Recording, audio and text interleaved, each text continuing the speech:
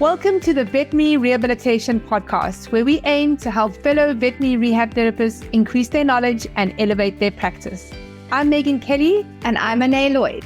Together, we bring you the latest insights, research, and information in the field of veterinary rehabilitation. This podcast is brought to you by Onlinepethealth, a leading continuing education membership for veterinary rehabilitation therapists. With Onlinepethealth, you'll have access to a wide range of online resources to help you stay up to date with the latest techniques, advances, and trends in the industry. Our podcast features in-depth conversations with leading experts in veterinary rehabilitation. They share their own experiences and knowledge to help you improve your practice. Whether you're a seasoned pro or just starting out in the field, our goal is to provide you with the tools and the insights you need to succeed. So join us as we explore the exciting world of veterinary rehabilitation and help you take your practice to the next level. Hey vet rehabbers, Narda Robinson joins Anae today to discuss cruciate ligament injuries and how they are treated. She challenges the recommendation that all cruciates should be surgically treated, sharing evidence that shows that cruciates can have the capacity to heal, especially when provided with the appropriate support. So before we head over to that chat, I'd like to say a quick thank you to Tanri from vetphysio.tan on Instagram. Thanks for shouting out about the Veterinary Rehabilitation Podcast. If you can reach out to me at megan.onlinepethealth.com, I'd love to gift you a limited edition Veterinary Rehabilitation Podcast mug. Now, if you're on Facebook, please come and join us in our online communities. We have the small animal vet rehabbers, hydro vet rehabbers, equine vet rehabbers, and our business vet rehabbers. And this is where the vet rehabbers hang out online, share research tips and advice. And it's really a great supportive community. We'd love to have you there online with us. A quick word from our amazing podcast sponsor, Curacao Vet. Curacao is owned by Narda Robinson. She is such an integral part of our community. She's always so supportive, always keen and ready to sponsor education and learning for our vet rehabber community. She developed her courses at the Colorado State University and started the Medical Acupuncture for Veterinarian Certificate program, and she did this in 1998. She developed a science-based platform for veterinary acupuncture, which at the time was the first of its kind. So today, Curacao Vet offers a comprehensive curriculum in integrative medicine with a rational, evidence-supported foundation. And the courses they have include medical acupuncture, photomedicine, botanical medicine, medical massage, and integrative rehabilitation. You can discover Curacao Vet at curacao.org, and you can also see them as our gold sponsors at this year's Vet Rehab Summit, which is on the 31st of August. It's our online veterinary rehabilitation conference. You can find out more at vetrehabsummit.com. Now over to our chat with Narda and Anae. Hi everyone and welcome. Hi Narda, thank you for joining me. Hi, glad to be here again. Awesome. So if you guys are joining us live, we are going to be chatting about cruciate disease, cruciate ruptures, and whether to cut or not to cut.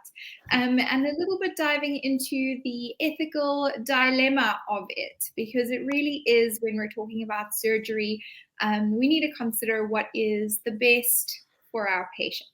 So Narda is here from Curacao. Curacao is our gold sponsor again this year for the Vet Rehab Summit, which we're very excited about. Before we dive in, Narda, let me just tell everyone about the summit. So our theme this year is ethical dilemmas that are faced by vet rehabbers, or ethical challenges that we face as professionals in the rehabilitation industry. And I know when you initially hear that, it might not sound very exciting, but I am really excited about it because it gives us the opportunity to take a little bit of a deeper dive into some of the issues that challenge us, that grate us, that become a stumbling block for us as professionals, either in our emotional regulation when we're starting to face burnout. These things that we're going to discuss are really at the root of that issue. And so that really does excite me, and I'm looking forward to that. And this question of whether to operate or not to operate, and at the end of the day, how we take that back to the veterinarians that we're working with, that we're a team with, is a big part of that conversation. So, Narda, will you please introduce yourself and tell us a little bit about your interest in today's subject? Thank you. Yeah, I'm a veterinarian and an osteopathic physician. As physician first, I still see some human patients, but I've mainly for the past decades been focusing on the veterinary aspect. I taught at Colorado State University for 20 years, began the science-based integrative medicine service back in 96. I hadn't even graduated yet from school, which was in 97. So I've been working with, teaching and researching and all that with medical acupuncture. So again, a science-based approach, and then adding in botanical medicine, photomedicine, and massage. As an osteopathic physician, I've always worked with my hands, especially when diagnosing patients, assessing and treating. It's about palpation, so very strong with myofascial palpation, observation of structure and function, and considering the soft tissue, myofascial, just endogenous reasons for any kind of presentation of problems with movement or even internal medical causes. Because it's all, I mean, it begins somewhere, right? It's when we go back to the origins of pain, of back pain, of neurologic disease, like what happened originally to throw things off, to skew our endogenous capacity to heal, and then trying to reverse that as naturally, as biomechanically favorable, as painlessly as possible with with various approaches. Now for the past 6 or 7 years, we've also been teaching rehab. We call it integrative rehabilitation and physical medicine, so with a strong non-surgical bent. It's not that we don't ever need surgery, but when I look at the TPLO, which is a focus of what we're talking about today, I mean, I think it is needlessly intrusive, dare I say barbaric. And when we understand that there are many ways to protect and heal the stifle, and whether it's the cruciate or anything else, why are we rushing into this very invasive, very risky surgery? So yeah, and I've written a lot about it, and I mean, for a long time, I've had animated discussions with surgeons about it. When it comes down to the evidence, I have a lot of questions about what they claim, and what we're hearing people being still taught in school despite the knowledge that we have. And there are just so many ways to not rush into surgery. Even if it's a ruptured cruciate, this is not an emergency. Okay. So guys, if you're joining us live, it's really good to have you with us. We are talking about cruciate ligament disease, cruciate ruptures, and essentially bringing that conversation to should we or should we not be doing surgery, and where does our responsibility lie in that? So if you're joining us live, let us know what your thoughts are, your experiences. If you have any questions, please share them with us. We really are here to have a conversation with you. Okay, so Narda, let's start with diagnosing or identifying cruciate ligament ruptures. How is that currently done? And in your experience, is there a problem with that, that commonly performed diagnostic procedure? Great question. There are various ways aside from doing that cranial drawer movement, but that is probably the default one and most common. The problem is that it's not fully sensitive or specific, and you could have movement in the stifle that does not mean it's a partial or a complete tear. So some joints are just more lax than others. I have hypermobile joints.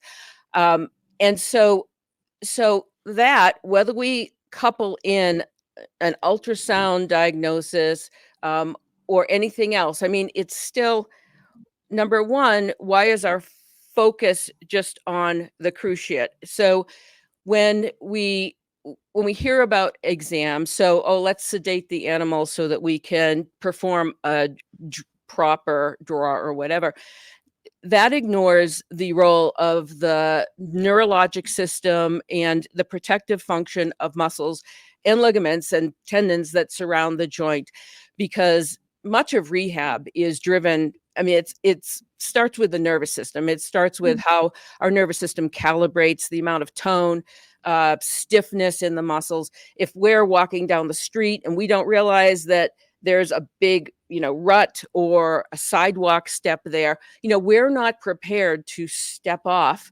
that sidewalk and guard ourselves. And I think that the same way, any other mammal would be anticipating, if they saw, that there's terrain that's different here. We're going to see that, adjust our stiffness in the muscles or whatever happens. And that then further adds to the protective sensory motor aspect driven by the neurologic system over joint integrity. So when you block that with an anesthetized animal, and just solely focus in on the cruciate, okay, whatever that resting state is, that's that without the nervous system, but that's not a clinically relevant way to go. The next thing is that we have been so cultivated to go down the straight narrow path to surgery, that we have a paradigm that I hear it all the time in our students. Oh, if there's any damage at all to the cruciate, even if it's, MRI, whatever, any damage at all, well, that's a reason for surgery. Is there a medial buttress? Well, that's a reason for surgery. Is there anything? And then we're, enculturated to believe, oh, well, then the TPLO is the gold standard. There's no evidence that shows that TPLO is preferable to a conservative approach. So, and there are now several studies showing that the cruciate ligament can heal. So instead of the cut to cure idea, which we have to admit, whether somebody is financially motivated or not, the TPLO and treatment of all its complications, and if that surgery center has a rehab facility, this is a big moneymaker. It's billions of dollars per year in the US. And I think that we're not supposed to talk about that. Oh, there's a financial motive. Sure, there's a financial motive. And so we from school on are taught, if there's a pelvic limb lameness, that is a cruciate until proven otherwise, and gold standard is the TPLO. And that's just not true. Did you want to interject? There are more things to consider. It's not just one way. Okay. You mentioned, so we're talking about the cranial drawer test and that protective mechanism. So to you, would you have a more clinically appropriate image or picture of what was happening in the dog if you were doing that drawer test non-sedated? That's what you're saying, is if we're doing that non-sedated, we get a better idea of the entire stabilizing mechanism of the stifle and how the dog is doing that, handling that, compensating for a potential damage to the cruciate. Yes, potentially. So then the next problem is how scared the animal is. How much time is the practitioner going to take? So in our rehab course, again, we're very all about the patient and how to make things the most comfortable for them, and fear-free ideas and myofascial work. So yes, in the ideal state, just getting my dog out here, you would have a relaxed patient and make things comfortable and be doing myofascial. So the whole myofascial exam is another piece that I should get back to. But working with the dog who is relaxed and you're moving slowly. And yeah, I think it's very important to accomplish the drawer test in an awake animal and to move slowly through it. So because I've gotten kind of well known in terms of my anti-TPLO sentiment, I do get calls from across the country. Even I've gotten calls from Europe with the same theme. I brought my animal to the vet. They're insisting that they get a TPLO, and it's immoral if they don't. And plus some of the stuff that I've written is, intervene on behalf of your animal. If the practitioner is hurting your animal, I mean, you can say stop. And so I remember it was from Alabama, a distraught man, and he said, I told the vet to stop, because I've seen it with my own patients and even with a non-vet. So a physical therapist, we can all be guilty of anything, but it's just spending an hour with one of my patients, and I wasn't there, and eventually having some laxity.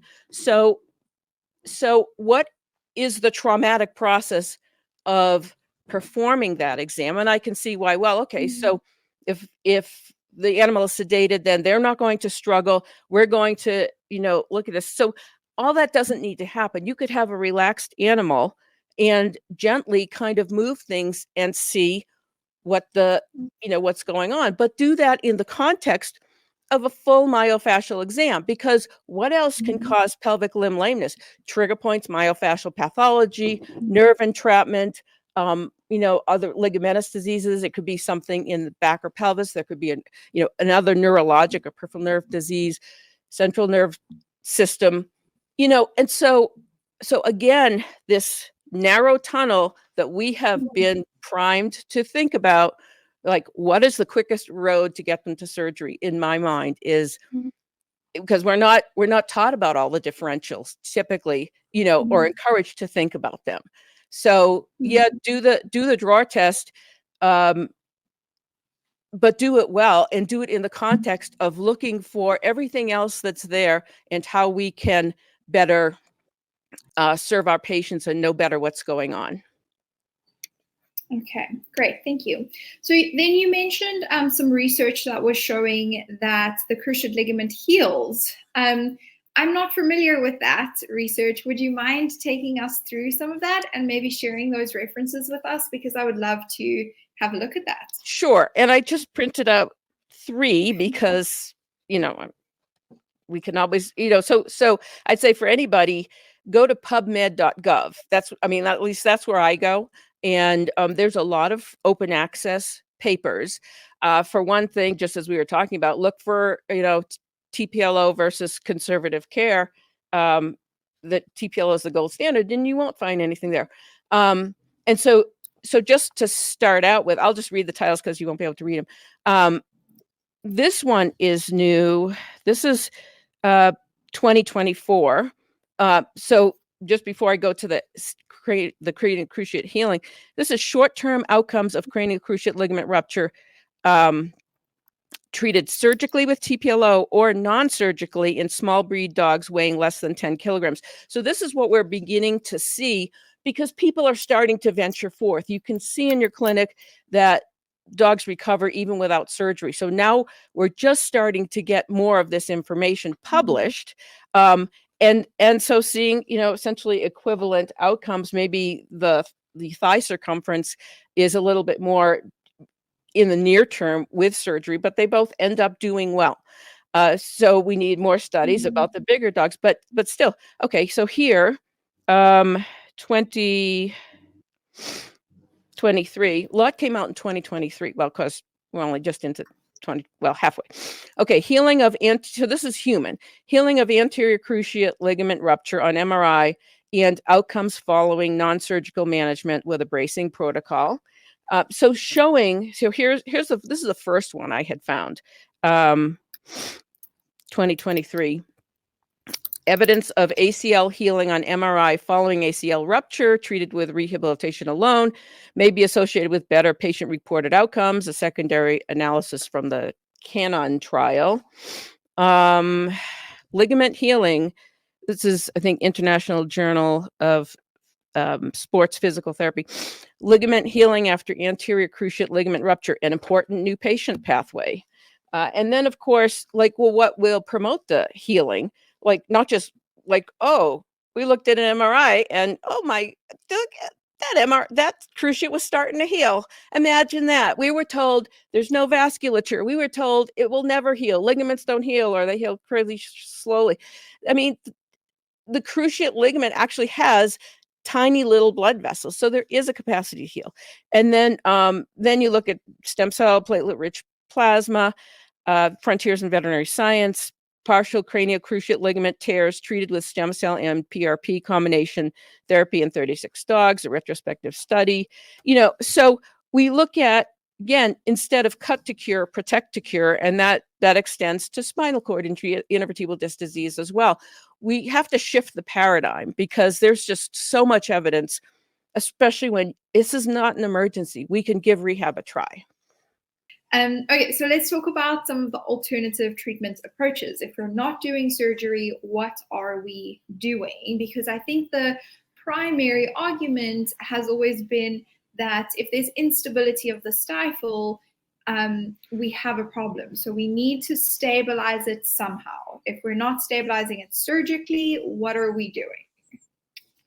Okay, yeah. So and first, and back to TPLO, that doesn't intrinsically stabilize the stifle. So it's more of a mechanical or functional thing. And the untold story a lot of times is, okay, well, when it's not done right or when things go wrong, yeah, there's still instability and there's still arthritis. So that's a big misconception too, is that, oh, I mean, I still hear, because I have it as questions in my exams, in my courses. Have you been told that if we don't rush to TPLO, that there's going to be, horrible arthritis? And so still people are being taught that. And there's no evidence that shows that a conservative approach like we're doing today will produce more arthritis, number one. Number two, there's oftentimes more arthritis after surgery. So it develops either way. And some people will respond to this question, yeah, I've been told it happens either way. And so that's a myth. And just one other thing, just in terms of when I've written articles on this, just finding papers by surgeons saying, if there's a medial buttress, that's an indication for TPLO. I mean, why? That's a stable limb. And so TPLOs are still being done on limbs that are stable. And so of course there's the opportunity for orthotics, so braces. And so, yeah, I mean, I have papers we can link to on bracing. And then there's also the misinformation that is taught out there. Oh no, braces won't work. They will cause all these problems. No, that is not true. That is the old way. So if instability in the acute, maybe full rupture or whatever, if that's a problem, then there are soft braces, there are custom hard braces. There are things we can do to just get them more stable in the near term as we promote proper and balanced muscle function and restoration of bulk and tone, as we're doing that with an integrative rehabilitation program. One of the things that we note, again, driven by the nervous system, is when we're assessing the neuromotor control, oftentimes it's the hamstrings that are not firing well for whatever reason. And I hypothesize that sometimes it's just because maybe the dogs aren't being exercised on various types of terrain, and being whatever it's called, they're not activating. And especially like the biceps femoris, one of the hamstrings, I mean, that is like nature's own soft brace, because it starts at the sacrotuberous ligament, comes around to the cranial part of the stifle with the crural fascia, attaches also to the patella, really comes around, I mean, as a brace would. And the hamstrings are agonists for the cruciate. So when we have strong and firing hamstrings, they are opposing that pull from the quads, and that will create more balance in the stifle and keep that tibia from translating forward. So what can we do with that? We can do acupuncture, we can do massage, we can do therapeutic exercise. So with the algorithm kind of, okay, what's the problem? I would want to match the mechanism of the current injury state or disease profile with the mechanisms of healing. So do we have pain? Okay, what's analgesic? Of course, there's pharmaceuticals, of course, acupuncture, strong pain relief there, TENS, so electrotherapeutics, potentially shockwave, massage. So we can address pain. Is there edema or effusion in that region? We have laser therapy, also good for pain. So we have a number of things that we can do to help reduce the effusion in the joint, which itself, when we have pain in the stifle region or thereabout, that is going to inhibit proper muscle function. So just even by addressing pain and swelling, we might restore proper mechanics, because whatever the state of the cruciate is, instead of being self-generated where it's knocking out the muscle firing, then we can help repair weight bearing just by treating some of the tissue changes.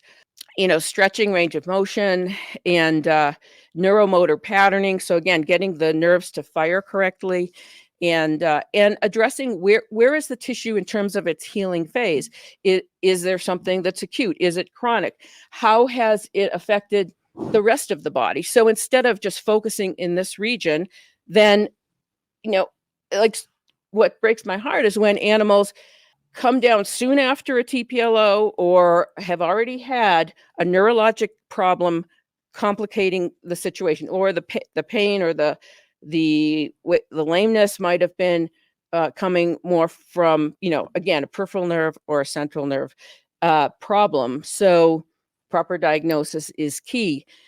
And I don't know, that just reminds me of this whole idea, you better start saving for the opposite stifle, because that's going to go too. No, there's ways we can employ the same things in a preventive fashion. Let's look at where is there inflammation. One other thing in terms of treatment and prevention and detection is right where the bone saw comes in and they lift the soft tissues right here. Acupuncturists will know this as spleen 9. This is this is the pes anserinus, which is where the tendons from the sartorius, the gracilis, and the semitendinosus converge right there with 3 different nerves, the femoral obturator and tibial branch of the sciatic nerve. This is a huge area for afferent information to come to the brain, coming from the craniolateral, the caudal, and the medial pelvis. This is such an important area to protect and not to mess up, with a bone saw coming near it, because the more we can, again, create a connection or restore the connection between the periphery and the central nervous system, the better our endogenous healing pathways are going to be able to restore that function before we mess it up with, once you cut, you can't go back. Yeah. That has made me think of 2 things. We've recently had a webinar series with Dr. Elizabeth Uhl and Michelle Osborne, which was absolutely phenomenal. If you guys are equine members, do go watch that. But they spoke about a lot about the anatomy and about systems of redundancy built into the body. And what they meant by that is that the body has such a capacity for adaptation and for compensation that when there are anatomical variations or injuries, the body will adapt to compensate. So other structures can take over the function of that initial structure.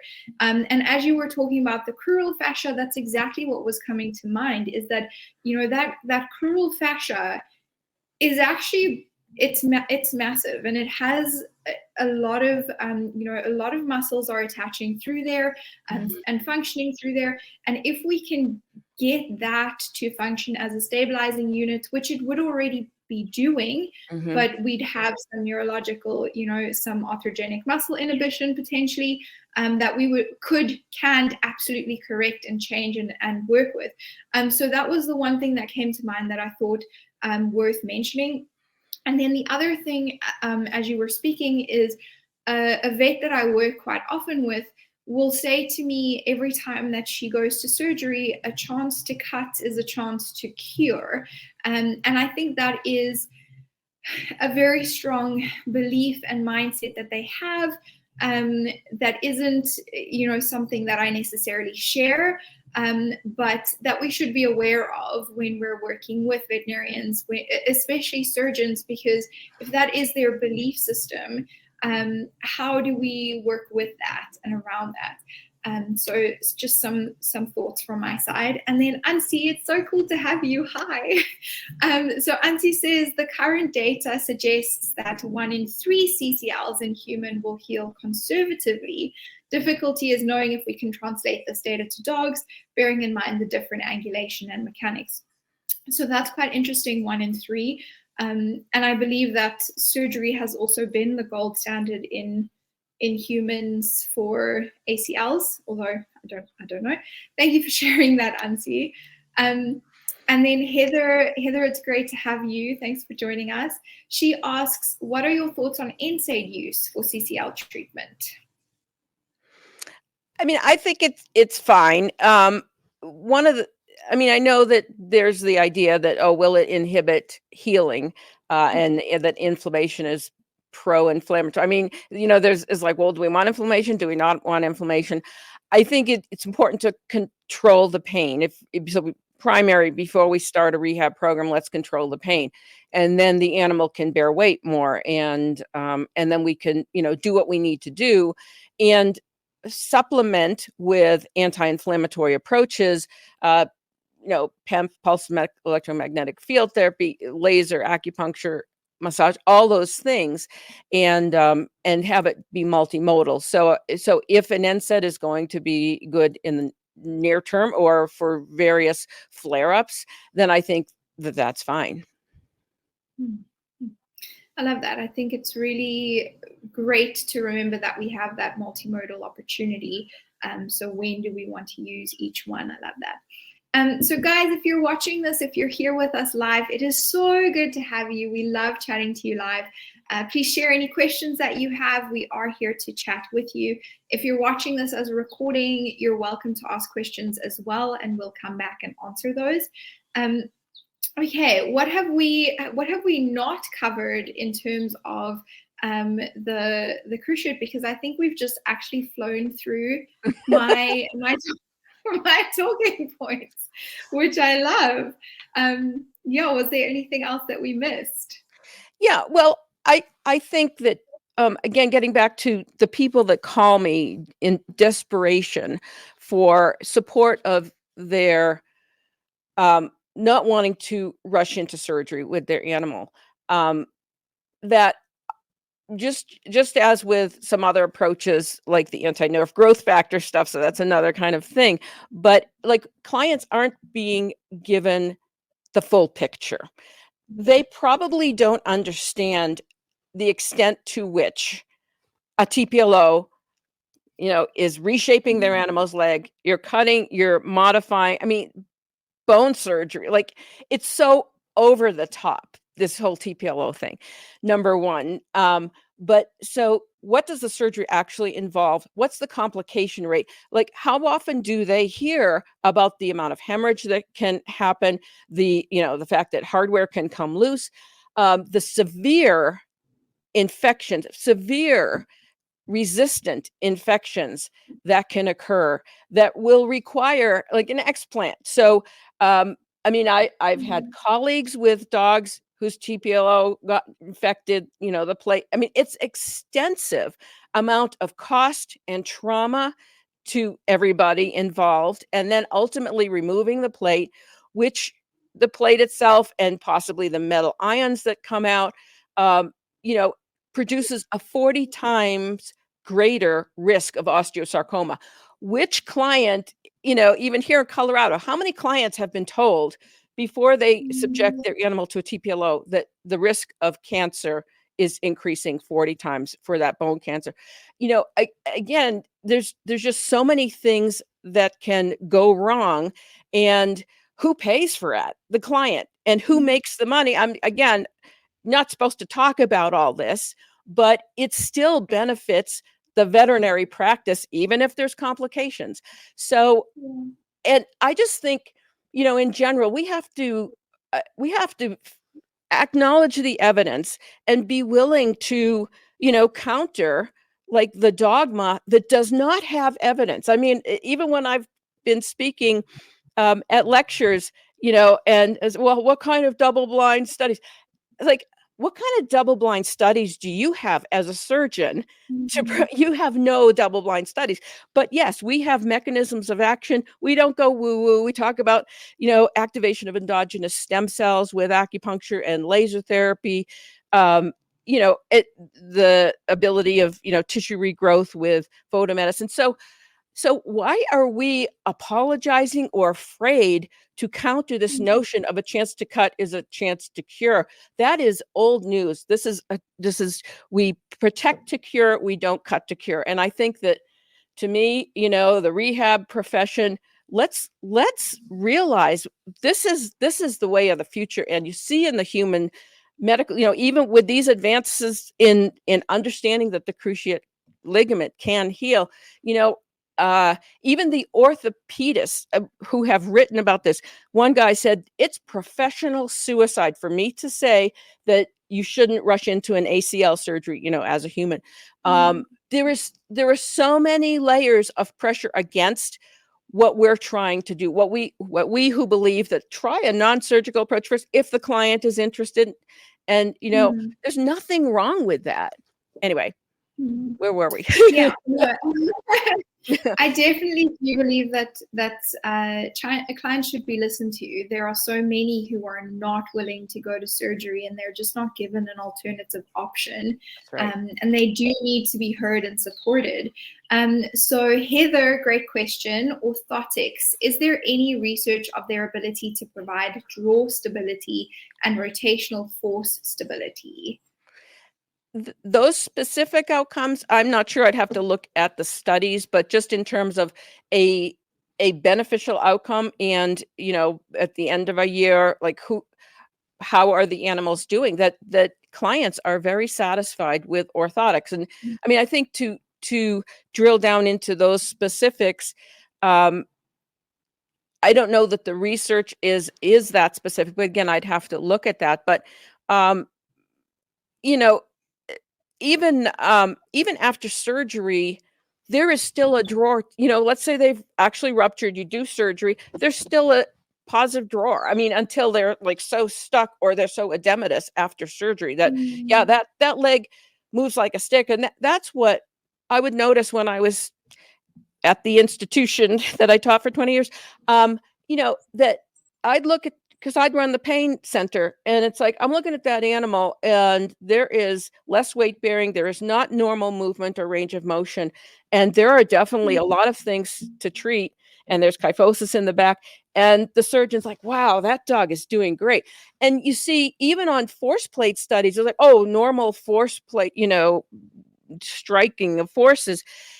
Force plate analysis, especially for multi-limb conditions, I mean, that we try to study with that with herbs. It's like, you can't even interpret that. Like, how are they weight shifting? If you had a healthy beagle and you cut the cruciate and you watch them before and after, yeah, that's a different story. To me, that's not ethical. But when you have actual animals, especially advanced age animals who are already struggling and have multiple areas of osteoarthritis, like, how are you going to really assess that? Because force plate is not an adequate measure. It doesn't give you the whole picture. It's just one part of the picture. It's just super hard to analyze, like, why? Because we're always weight shifting, and what else is going on? And how much back pain does that animal have? Or how, like, it's not like, I just think you have to see the entire individual. And with so many of the studies that are pro surgery, especially TPLO, they are written by surgeons. And so the more that rehab becomes its own field, is board certified in the US and all that we do our own studies and show the value. Just this last week we were running our rehab course internship, and we have a Great Dane who had a TPLO, developed horrible infection, had to get it out, and by the time they did surgery again, the ligament was not completely ruptured. Maybe it was partially ruptured, but we don't know years and years before, 8 years before or whatever, what was the status of it then. So Like, the amount of pain and suffering and money that went into this animal, and there was still some cruciate ligament there. What could we have done without doing that surgery and all that extensive resistant infection and ongoing problems today? Okay. Heather, yeah, with the specific outcomes that you're asking for there, I'm not sure, but there are some studies, some preliminary studies looking at orthotics. So we'll find them and share them as well.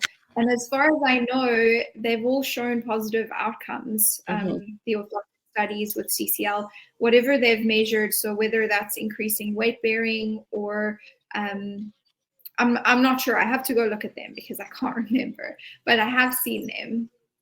Do you know what they're called, Narda? Do you have them at hand? Well, I have one. A study, prospective evaluation of complications associated with orthosis and prosthesis use in canine patients. So that was just one I pulled. But yeah, I mean, here, even written by at least one of them is a surgeon that I know.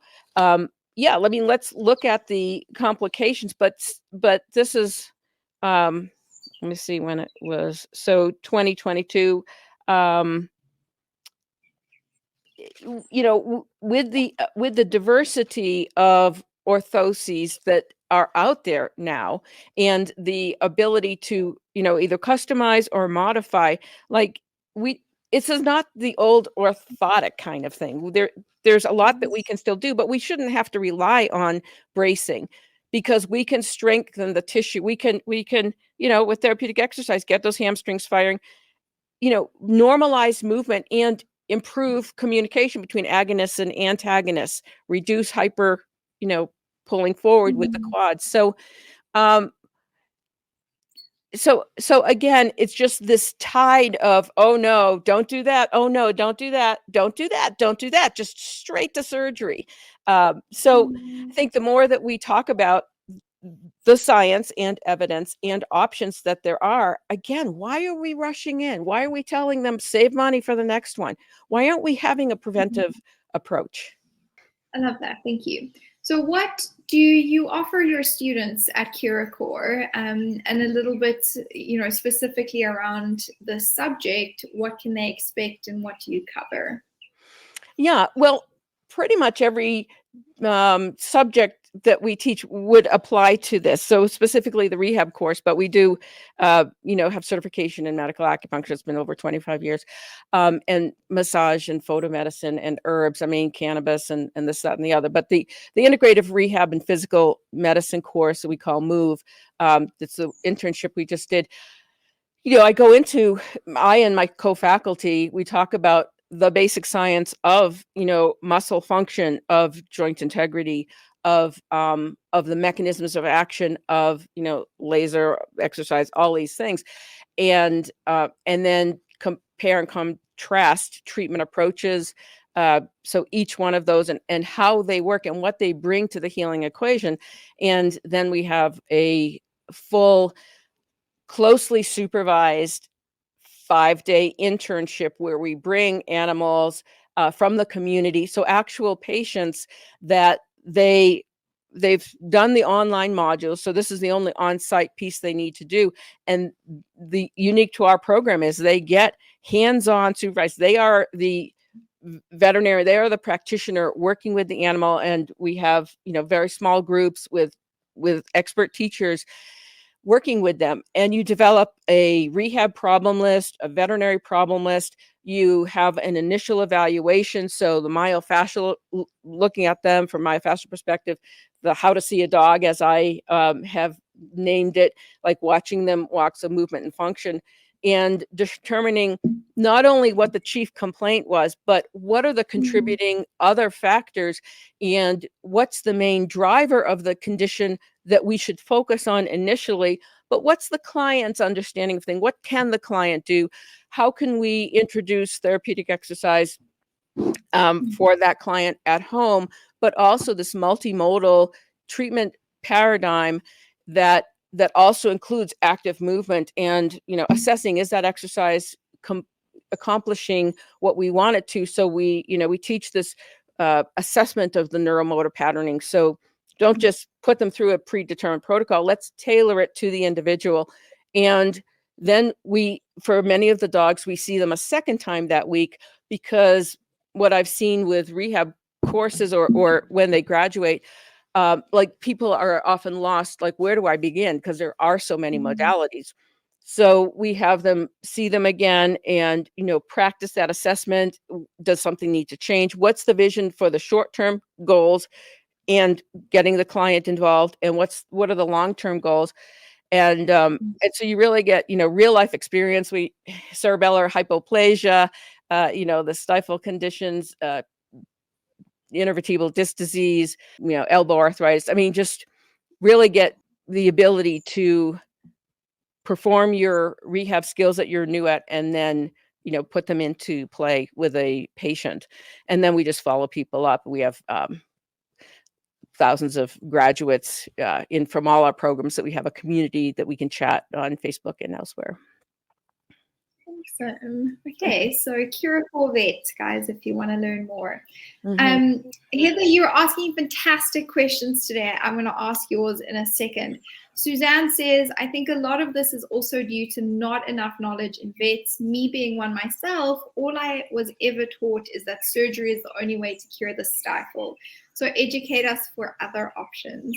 Thank you, Suzanne. Yeah, I really appreciate that. Yeah, it is difficult, and I mean, we understand that is what you learn as veterinarians, and it is our mission to work with you always.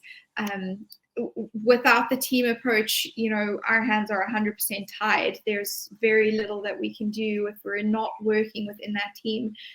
So thank you, I appreciate that.